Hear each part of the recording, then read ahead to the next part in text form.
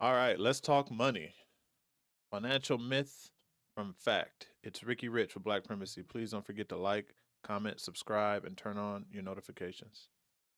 Welcome back. Taking care of your finances can feel stressful or overwhelming. So on today's checklist, we are talking about everything you need to know to take control of your money. Sharon Epperson is CNBC's senior personal finance correspondent, and she's here to put us to the test. Good morning to you. Good morning. Good morning. So we're going to do a little fact or fiction, but before we get into that, I have to tell you, I learned a new term. I haven't really learned about financial wellness, but it makes sense. Well, it's really important to think about the confidence you have around your money, how you're able to manage your money, and the security you feel. Well, so you want to make sure you have confidence when you don't have it. Right. Well, you want to have peace of mind about your money situation, and that starts with being able to manage it, making sure you're earning enough that you're able to cover the bills and the expenses that you have and be able to save something. But then you also want to make sure that you have the security that you know you can cover something that's an unexpected expense and that you'll have money to last you long term. I love that. I love that. And the key is if you don't have it now, let's try to get on the road to financial wellness. Exactly. All right. I love that. Okay, Craig, your turn. All right. Myth or fiction? We'll start it off here. Here's the statement that I'll guess. You need a perfect credit score to qualify for the lowest interest rates available. I would say you need a really good credit score. I don't know about perfect, so I'm going to say myth. Myth, because you do need a good credit score, but you're right. You don't need an 850. The FICO score runs from 300 to 850. You don't need a perfect 850, but anything over 800 is going to get you a really good rate. But anything over 720 or so should get you a pretty decent rate also. The key is rates are high right now. Right. So you just don't want to take out too much in terms of if you're doing a loan, you're racking up this debt. That's the key to think about. But keeping your credit score up. We don't want to take out loans at all, honestly. I mean, I'm a huge advocate of getting out of debt and staying out of debt. Obviously, if there's an emergency and you just don't have any money, we're not gonna lose everything that we have trying to stay out of debt. But that's another reason why we don't want to go out on and get debt on things that we absolutely just don't need, right? Because then when the shit hits the fan, you're already up to your neck in debt, and you couldn't even borrow literally to save your life. So I agree with the fact or fiction part of it, but to suggest that you want a good credit score so you can go take out debt is, in general, I disagree with. We just need to stay out of debt. That's a huge issue in the Black community. We're too debt heavy, so I partially agree with that. By utilizing not all the credit that's available to you, but a small percentage is another way to boost your score over that 720, even over that 800 mark. Okay, Mr. Roker. So Sharon, our next That's good information on low utilization. The problem still exists that nobody ever seems to talk about when they talk about credit and debt and taking on debt, is that most Americans are unable to manage the debt in a way where that would actually work. Okay, where low utilization of your debt would actually work.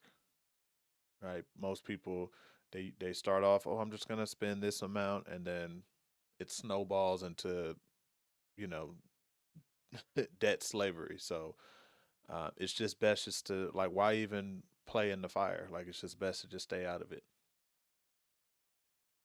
one involves investment. Okay, so investing in a mutual fund or exchange traded fund is generally less risky than a single company stock.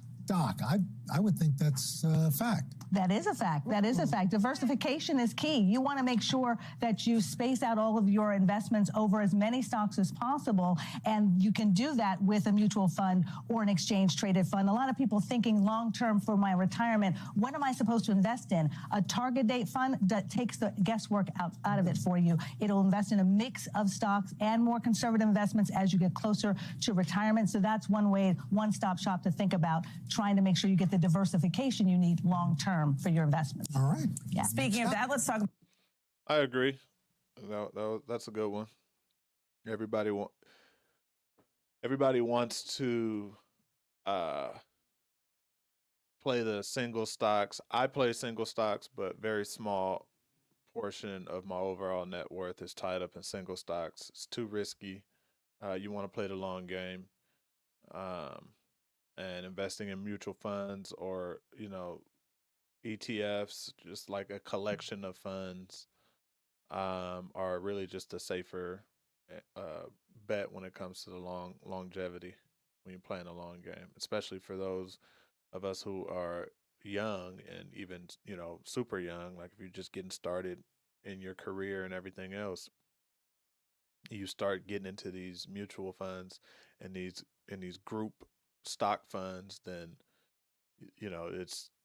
it's low risk and moderate to high reward. As long as you still have to pick the correct fund, right? You don't want to just go picking funds that have no track record. But overall, that's good. I agree. About stocks and bonds with this next one. Over a long period of time, stocks generally give the highest return when compared with savings accounts and bonds. I would think over a long time, the highest return, this would be true. Absolutely, that's a fact. But the key is to understand risk and return. Yes, stocks are going to give you the greatest return over time. They also have the greatest risk. And so you have to make sure that you're going to be able to have a long time horizon to weather the ups and downs in the stock market. If you need money for the short term, that's when you're going to want to have that in savings or bonds. And savings right now, high yield savings at 4 to 5%, that's a no-brainer for keeping your money safe and getting some return just Guaranteed for money. just for Without sitting the there. risk. Exactly. I agree with that as well. Mostly, I think it all depends on age. For the younger folks, we definitely want. I recommend. I'm not a financial advisor. Let me say that, but I have helped several people get out of debt, and I've gotten out of debt myself, and I know how money works, and I would say for the younger folks between like 20 and 40, maybe between 20 and 50, depending on when you plan on retiring, probably stay away from bonds for the most part. If we're talking about growing our wealth, you want to get into some, more little you when you're younger, you have more risk. You have more time for risk, right? We don't want to go just putting all of our money into one single stock or crypto, which I hold crypto as well, but a low portion of my portfolio. But we don't want to go too risky, but we also don't want to go too safe as well with bonds, because 4 to 5% growth is literally nothing when you're talking about, you know, cost of living going up, inflation going up every year, 2 to 3%. What's 4% going to do? By the time you retire, you're not going to have much money uh, relative to how much things cost in 20 to 30 years. So, but if you're someone on the latter part of your career, getting ready to retire, then yeah, you want to start moving that stuff into less risky but slower growth investments, which is where bonds would come in. So, um, I agree. For the most part. Awesome. It's good to Thank talk you so about it and much. to start thinking about it too. Sometimes you just don't even want to, you put it on the back burner, but you can't. All right, you can find out more information about managing your money and improving your finances on today.com. Always good to have you, Sharon. Thank you. That's good stuff. I like to share this, financial wellness, financial understanding finance is definitely what we need in the Black community. Unfortunately, we're just not interested in it. Like, I guarantee you 90% of the people that see this video are not going to watch it all the way through. They're not even going to see this part of it. So if you made it this far, drop a comment. Let me see. But most of the people in the Black community are just uninterested in this. It doesn't, it doesn't spark interest. It's not engaging. It's not fun. It's not cool. And so I think that's where the problem starts. But I'm gonna continue to put out information on this, or have discussions around Black wealth and Black entrepreneurship and everything that it's gonna take for us to close the wealth gap on our own, because we know policies are not gonna do that, right? And these are just like the basic things that we should really be discussing and knowing, just from a foundational standpoint. So, yeah, hopefully this video catches some wind and a lot of people see it. But based on what I've seen so far on the content that I've dropped, people are not interested in this, and that's unfortunate. But like I said, I'm not gonna stop dropping it.